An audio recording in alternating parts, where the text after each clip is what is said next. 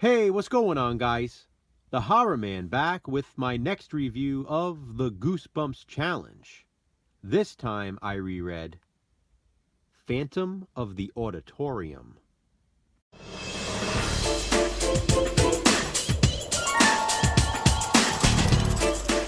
Phantom of the Auditorium is Goosebumps book number 24 out of the original 62. This cover is pretty fantastic. I really like the purple and pink color scheme, but I also love this image of the Phantom. The tagline reads, "He's out to stop the show for good."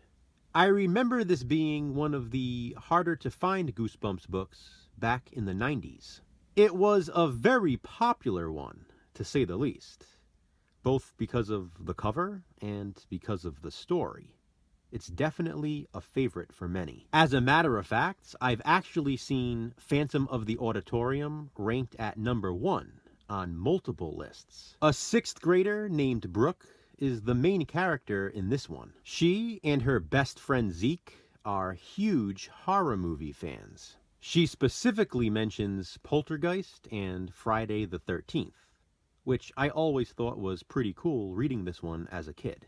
Obviously, how could I not relate to the characters, since I was also a huge horror fan? I thought it was cool seeing actual horror movies mentioned in a Goosebumps book. Brooke and Zeke both try out for the school play, The Phantom. It turns out they get the leads. Zeke will be playing the Phantom, and Brooke will be playing Esmeralda. As horror fans, they are even more excited to learn that the play is supposedly cursed. There is a school legend revolving around the Phantom. As the story goes, 72 years ago when the school first opened, the Phantom was the intended first play to be performed. A student found the script in the basement of the library. That student also earned the role of the Phantom.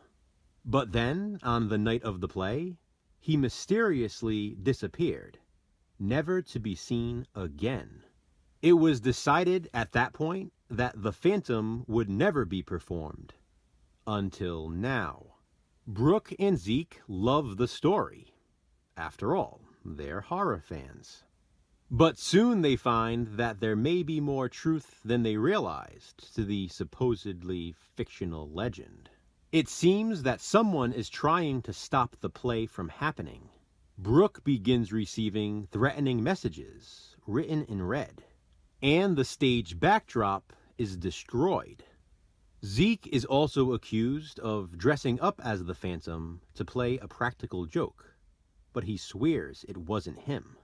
When Brooke and Zeke decide to try out the secret trapdoor on the stage, they discover the creepiest piece of the puzzle of all. They find a dark, damp tunnel deep below the school. Although it's hard for them to consider at first, they have no choice but to believe there is someone or something living down there. Is it an elaborate prank gone too far? Are the understudies trying to scare Brooke and Zeke out of the play? Or is there really a Phantom of the Auditorium? Clearly, someone might relate this book to Phantom of the Opera. I'll be even bolder, though, and say this has a lot of similarities to Scream. It plays out very much like a whodunit, with plenty of red herrings and other things you might find in the Scream franchise. It's descriptively creepy, especially the lair underneath the stage. Brooke and Zeke are both awesome characters, especially since they're horror fans. Phantom of the Auditorium, like some other Goosebumps books, definitely pushes the limits on what's appropriate for child readers. Ultimately, it's still a Goosebumps book geared for kids, but it definitely has a heightened sense of horror. This is one I could recommend to those who have no nostalgia for Goosebumps whatsoever, because I think they'd still enjoy it. It's an awesome book with multiple twists, and the fact that I had forgotten the big reveal enhanced my enjoyment of it. Have you read Phantom of the Auditorium? If so, what do you think of it? comment below and let me know. What will I reread and review next for the Goosebumps Challenge? Check back soon to find out. Thanks for watching, guys. Hit that thumbs up and be kind, subscribe.